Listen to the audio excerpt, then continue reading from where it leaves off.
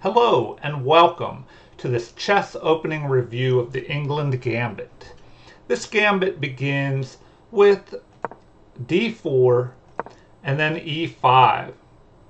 And so this opening is not played as much because black immediately just gives up a pawn in the center here. And for white to try and get an advantage, he should capture this pawn. And then one of the main lines is for black to play knight to c6, attacking the pawn. And here, white can just continue with knight to f3, guarding the pawn, and queen to e7. So this move kind of blocks in black's position, but puts more pressure on this central pawn. And so after queen to e7, black can just follow up with normal development with knight to c3. Now, some mistakes that happen with beginner games and a trap to watch out for is instead of this knight to c3 move, is to instead play bishop to f4, trying to guard this pawn. But then black can move the queen to b4, checking the king, attacking the bishop and this pawn on b2 here. And so the best move is for white to retreat with bishop to d2, attacking the queen. And here, according to the computer, for black, it's best to just retreat the queen to c5, or even go back to e7. But even in these lines, white is ahead. Now, some beginners, they'll try this trap. So white can lose very quickly in this trap if he's not careful. But if white knows to respond, then he will have an advantage. So after queen takes b2, white should immediately play knight to c3. If he does not, and plays this bishop to c3 instead of the knight, and tries to trap the queen, then black can play this bishop to b4, pinning this bishop to the king so that it cannot capture the queen. And then after the queen breaks the pin, we have bishop captures, and if the queen recaptures, then queen to c1 is mate. So that is a quick trap in the Englund Gambit to watch out for. But in order to avoid that trap, all white has to do is, let's see here, after bishop to f4 and the queen to b4 attacking, and this bishop retreats, the queen captures, and instead of this bishop to c3 move, knight to c3 instead should be played. So instead of that, knight to c3. And if we look at the evaluation after knight to c3, white has the advantage, almost a full pawn. And so the game could continue with bishop to b4, and then this rook move attacks the queen. The queen would have to move to a3, and then now knight to d5 threatens the fork of black's king and rook, but it also attacks the bishop with 3 pieces now. And so the bishop can retreat to cover this potential fork here by the knight on c7. But then the game could proceed with rook to b5, attacking the bishop. And so after bishop captures with check, queen captures, and then the king has to move to d8, losing the right to castle, but guarding against this fork on c7 here. And so after e4, moving forward, controlling the center, and allowing room for this bishop to develop. We have a6 attacking the rook, and the rook moves and attacks the queen. So the queen captures this unprotected pawn on a2. And then now we have the other knight threatening to fork on f7 here. And after knight to h6 protects, the knight just retreats, and the knight will move back. So I guess if you wanted to draw, you could just jump back and forth here and possibly get a draw out of it as white. But here white plays on with bishop to e2, developing and preparing to castle kingside. And after queen checks, the bishop blocks the check, and then the queen repositions up here to a5. And so here white blocks this possible queen trade. And then we have a developing move to the center with this knight. And then the queen moves up here to g5, attacking this pawn on g7, but also pinning this knight to the king. And so the rook protects the pawn, and then the game continues with knight to d4. The queen comes over here to protect this knight on c6 in case white captures. And then we have castling by white, and then h6 attacks the queen. And as the queen retreats, black finally, now that this pin is no longer happening here, the knight attacks in the center, and the pawn recaptures. And here, black gains a pawn. And so after rook to e1, another pawn is captured. But here we have an interesting situation in the center here. This knight is given up, captured by the rook, and now the queen captures, temporarily sacrificing the queen. But now we have this rook move here to e8, pinning the queen. As if the queen moves, then there's a back rank mate here. And so f4 is played to protect the queen.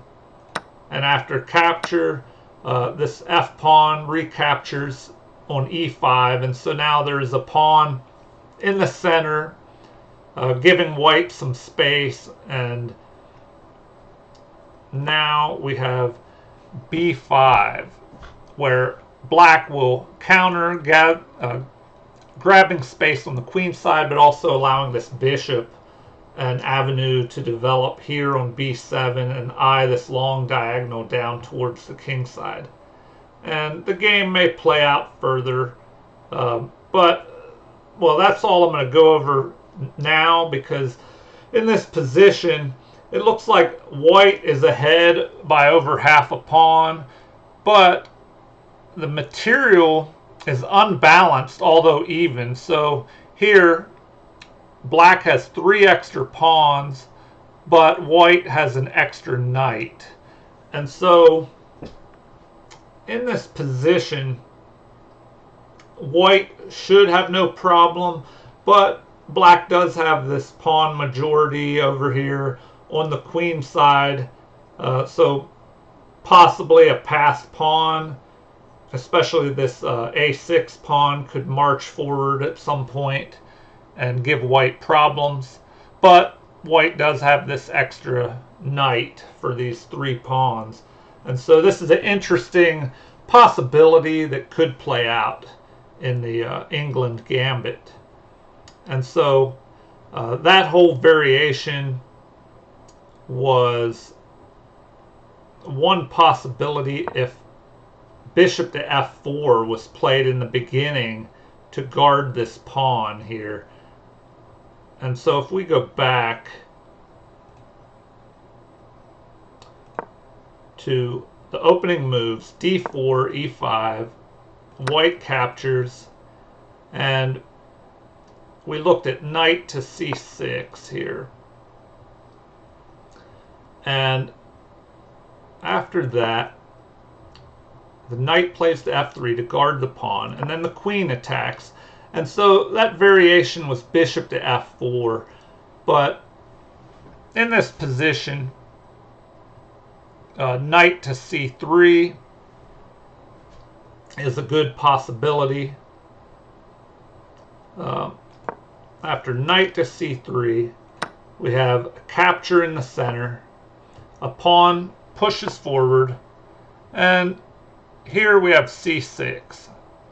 And so this move will fortify a possible push here to d5, but also it keeps this white knight from moving forward and threatening forks here on c7, which we saw in that earlier example. And after development by both sides, capture, the queen moves out to the center, and castling by white, the bishop develops. And then here we have g3 being played, which will threaten to bring this bishop up and attack the queen. And so here, black could play more conservatively with knight to e7, or there is this possibility of g5, which, according to computer valuation, white goes even further ahead here, but this prevents the bishop from coming up and attacking the queen. And so after this move, knight to a4 attacking this bishop, we have the bishop retreating, guarding this pawn, but eyeing both diagonals here from this e7 square. And now white develops his bishop, and now he is threatening to possibly attack the queen from here on d4. And so this move is played. c5, preventing this bishop from attacking the queen on d4. But already we see these pawns being pushed forward on both sides, which may increase white's chances of getting at the black king after he castles on either side, as these pawns are pushed forward and they will become targets, and it leaves some holes in the black position. And so this bishop retreats, and then we have another possibility. Before this, we go into this variation where the bishop retreats. Another option is bishop to d2 instead. And then here, the bishop could attack the queen from c3, so the queen retreats. And now, also, it could have threatened a skewer where the queen would be attacked, and once it moves, this rook would be under attack. So now the rook is attacked, and we have f6 blocking that attack on the rook. And then after bishop to h5 check, the king moves, and the queen jumps into the center to help control the central area and possibly threaten a checkmate attack by moving up here to f7 and trying to go after the king. So black attempts to exchange this queen off, as white's king is pretty safe, but black's is still in the open. So if the queens are exchanged, that will relieve some of the attacking pressure on black's position. And so the queen avoids the trade and threatens a mate. Now that the queen is moved, it will no longer be mate, but threatening an attack here. And so black counterattacks, moving here, attacking the queen. And so the queen just moves over and attacks the rook. So after the rook moves to protection, the queen captures the knight.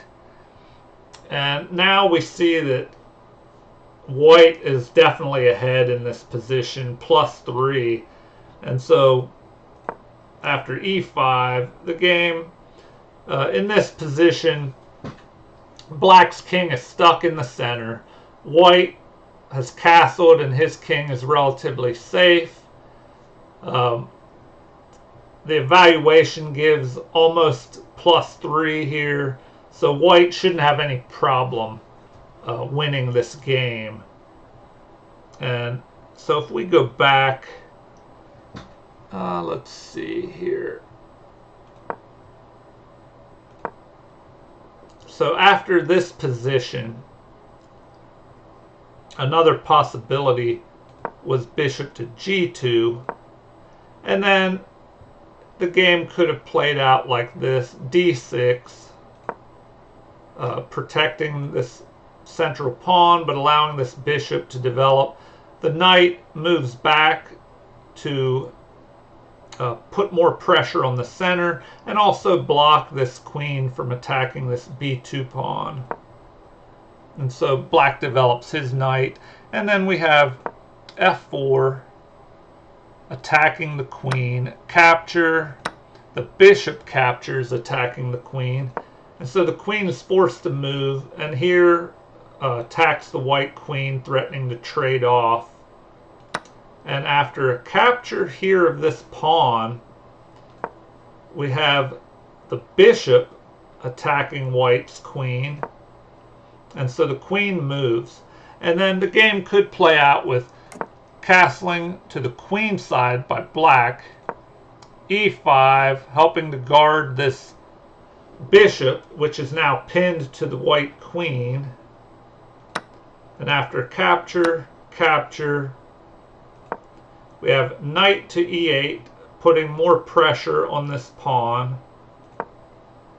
And then the knight moves up here, threatening a check and a capture here on a7.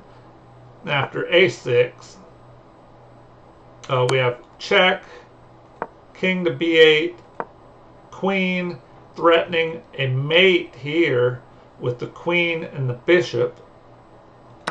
And so knight captures, but guards this mating threat on b7. And then after the queen moves in closer, threatening now to capture this knight, we have rook taking control of the open file, and then the knight checks, and this knight cannot be captured as the pawn is pinned by the queen. And so the king moves, and then we have the rook moving to e1 to fight for control here. And so this is a possible variation that could have played out. Now, if I go back, let's see here. So we looked at what would have happened with this g5 move here, preventing the bishop from moving to f4 and attacking the queen. And we saw how the position kind of left black with a lot of holes because these pawns were pushed forward here, and later I think he pushed a pawn on the other side in one variation.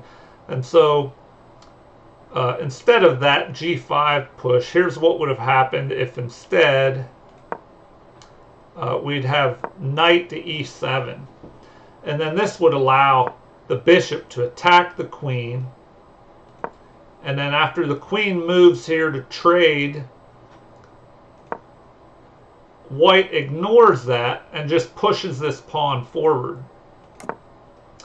And so black castles first, and then this allows this knight to jump up into the center of the board here and threaten to jump into this great outpost on black's side of the board. Also attacks this bishop.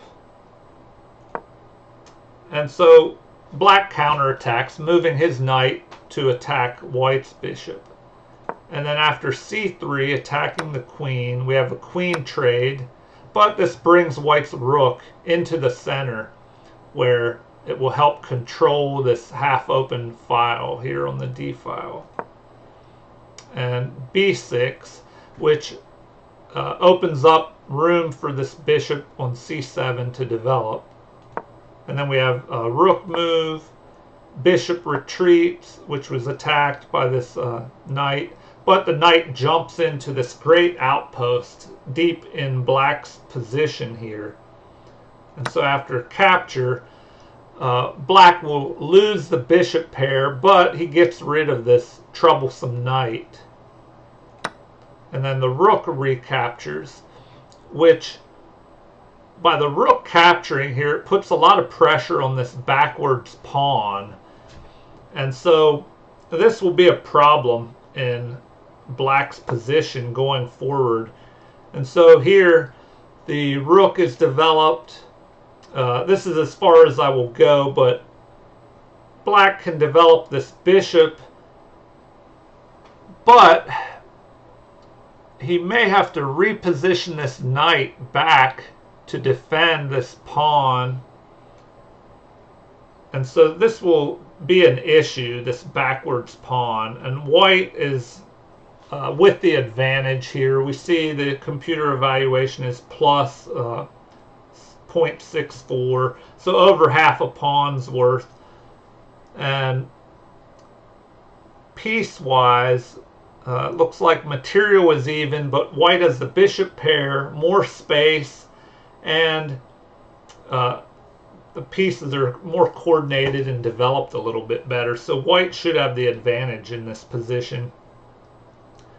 And so now let me go back and we'll take another look at another possible variation. So the Englund Gambit begins with d4, e5, and if white wants to obtain some advantage, we see, even with the computer evaluation, the best that he will get is by capturing here on e5. So after capture, we looked at knight to c6 and possible variations with that. So other possibilities are this, d6, immediately attacking this pawn. And so here, if white immediately captures and tries to hold on material, that will just help black develop his bishop. So another option, if he doesn't want to do that, is to play knight to f3, and that's the most recommended computer move. And so knight to f3, then knight to c6, putting more pressure on this pawn.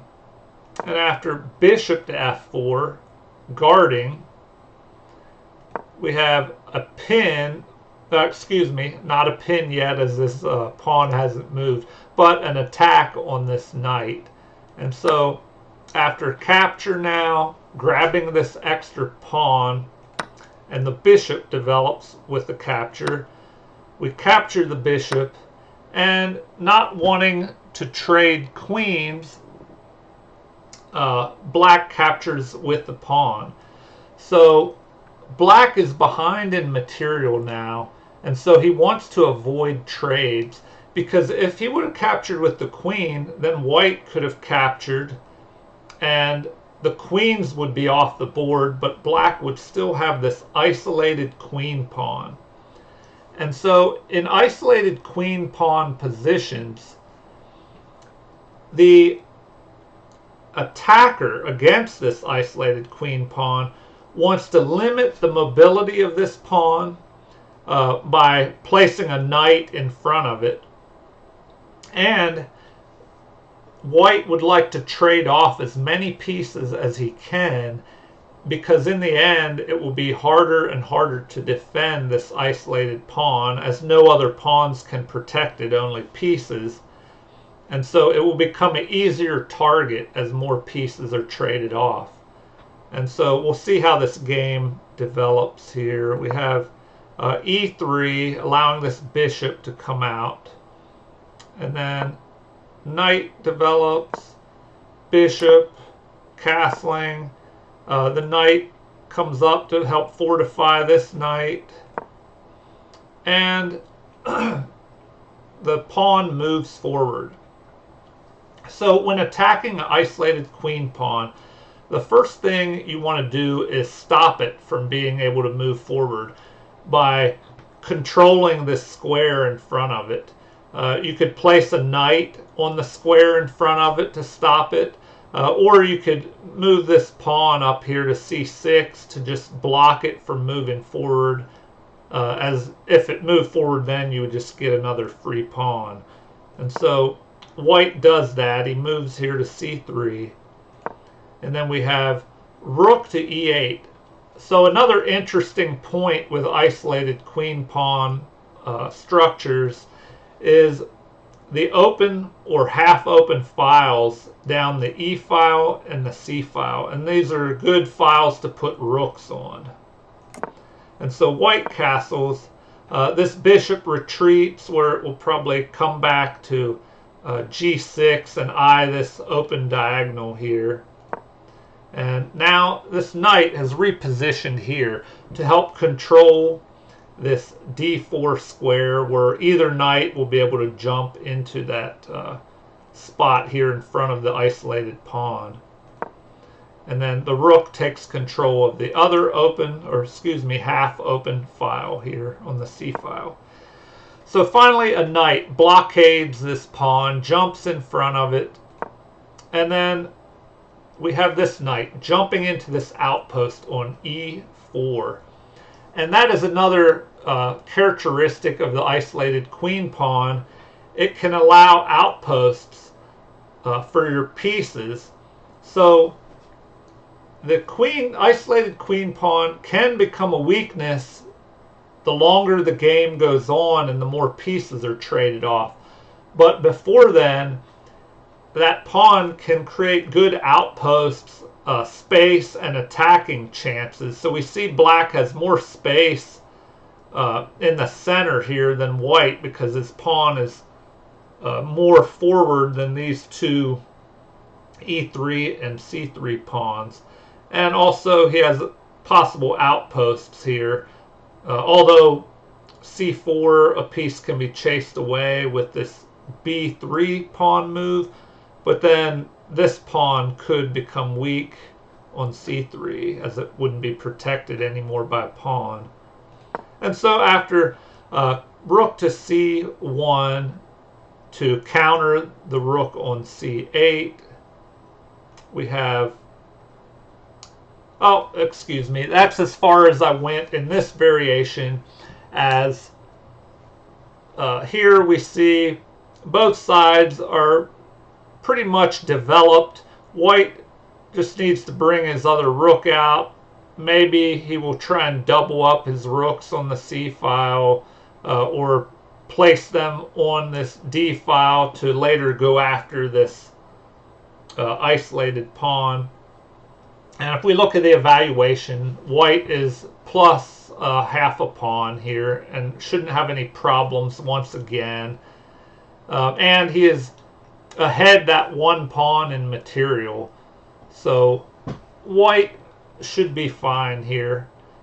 But there's still a lot of play left in the game. And so now we'll look at another possibility after d4, e5 captures. And we looked at knight to c6, and we looked at d6, which led to that isolated queen pawn position. Another option is f6. Now this move weakens black's king side, and immediately the evaluation jumps up to plus almost one pawn here. White could capture, but that would just help black develop faster by recapturing with a knight. So white can instead ignore this attack and just develop by moving a pawn to e4. As we said, if this is played, if the knight captures, then we would still play e4 anyway. As the knight, if the knight would capture here, we would have a queen check, which would cause problems for black. And so after f6, e4, then we have knight to c6. developing, putting more pressure on this pawn in the center. And then here, there are a couple possibilities. One option is to capture now, knight captures, and just develop this bishop to help protect this pawn, as that move would maybe avoid knight to c3 and then a pin by this bishop. And another possibility instead of that is, let me go back here. Alright, after f6, attacking the pawn, and e4, and then knight to c6. Another option is, instead of capturing now, is to just play bishop to c4.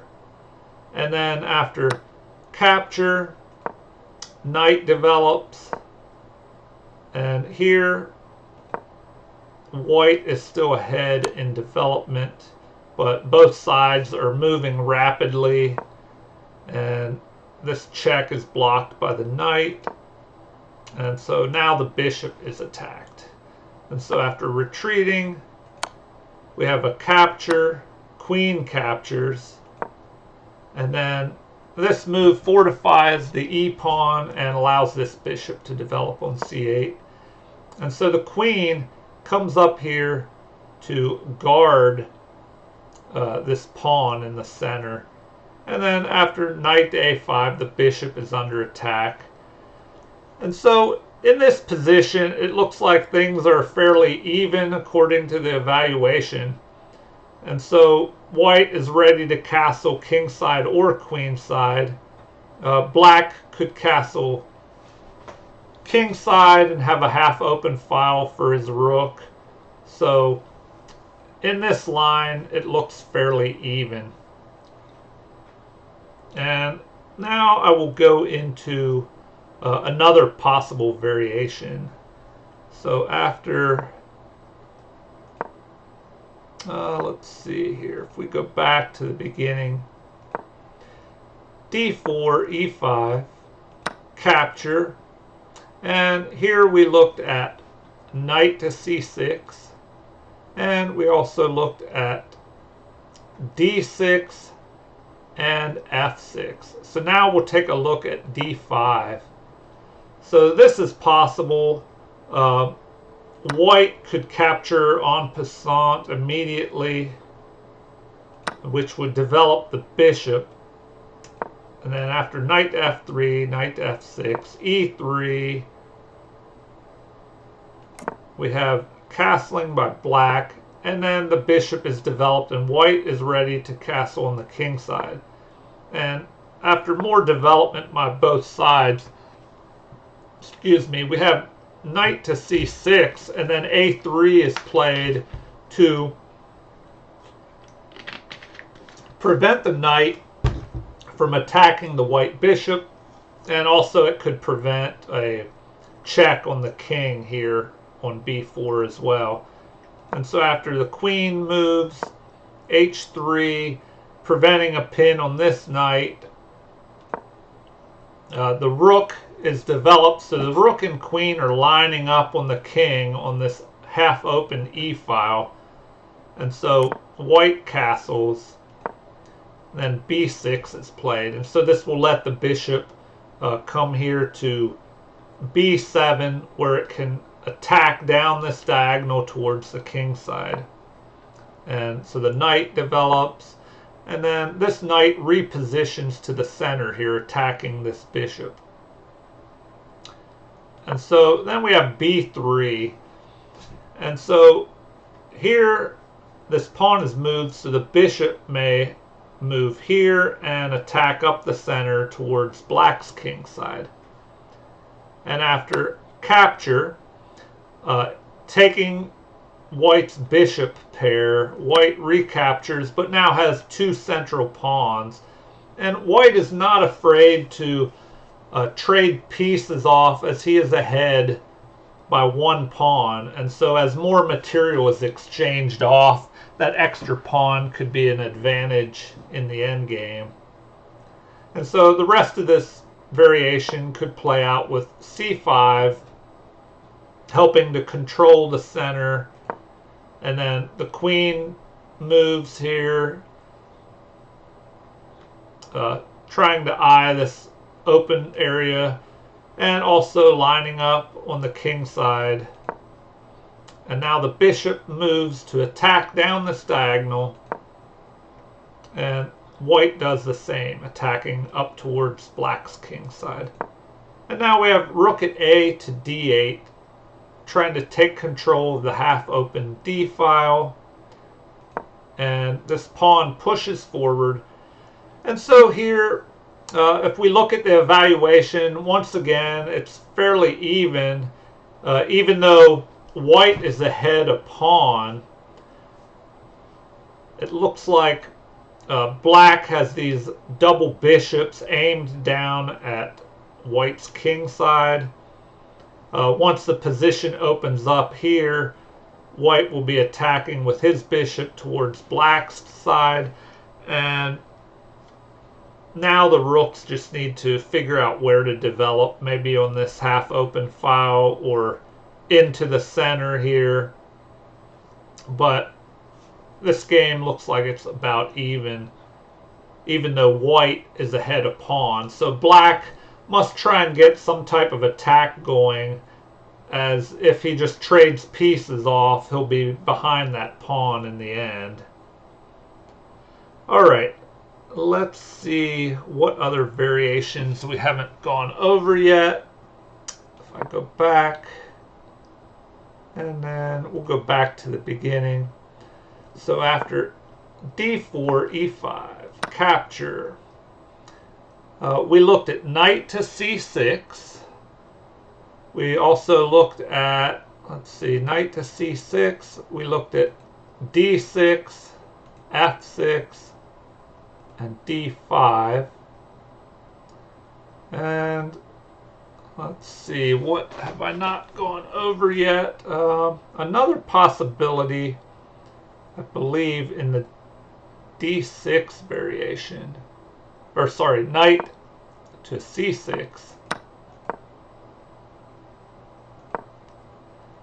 Let's see, after knight to f3, instead of this queen move here, there's another option. Let's see.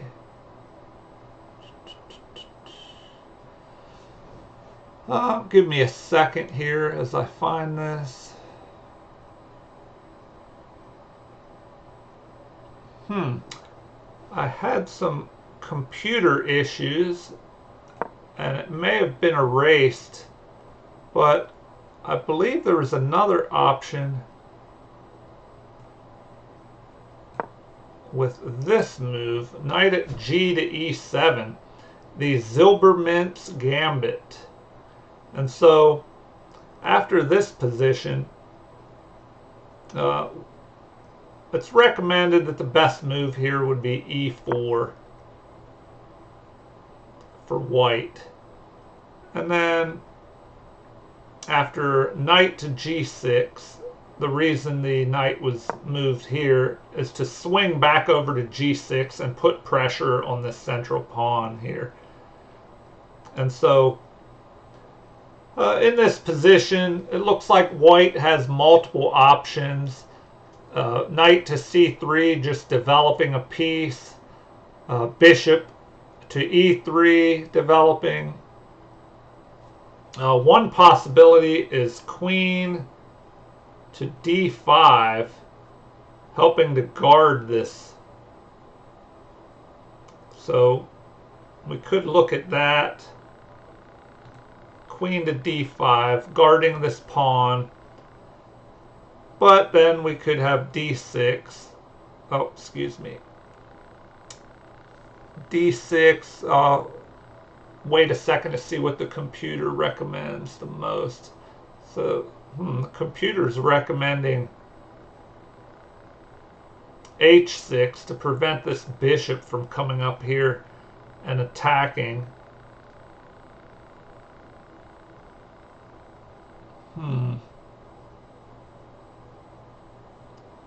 So looks like another possibility is d6. And so here, this allows the bishop to move up, attacking the queen. But a block is possible. So the computer recommends a block. Let's see if there's anything else. The queen moving out of the way, or bishop to e7.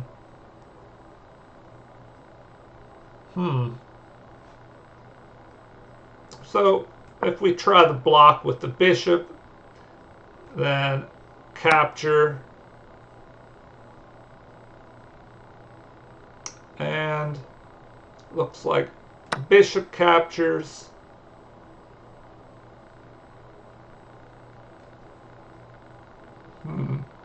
Then queen captures or knight captures.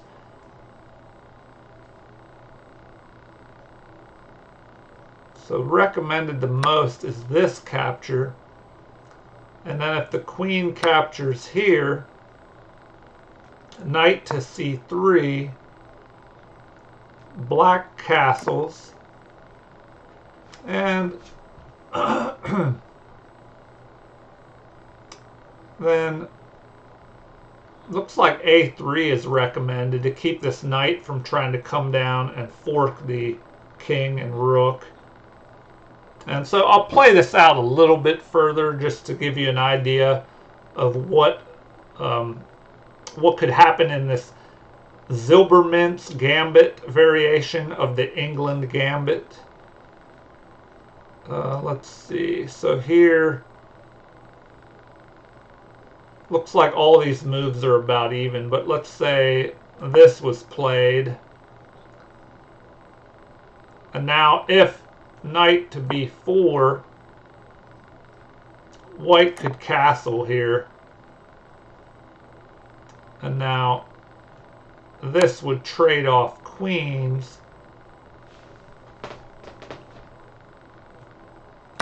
So capture. And then a capture here first.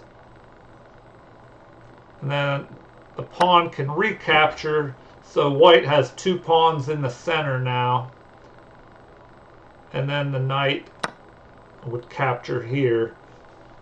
But in this position, white is still ahead one pawn. The evaluation gives him over half a pawn advantage. And although here it looks like a capture, may be possible. Although, if a capture was made here, this knight could jump up to d5 and cut off black's escape for this knight.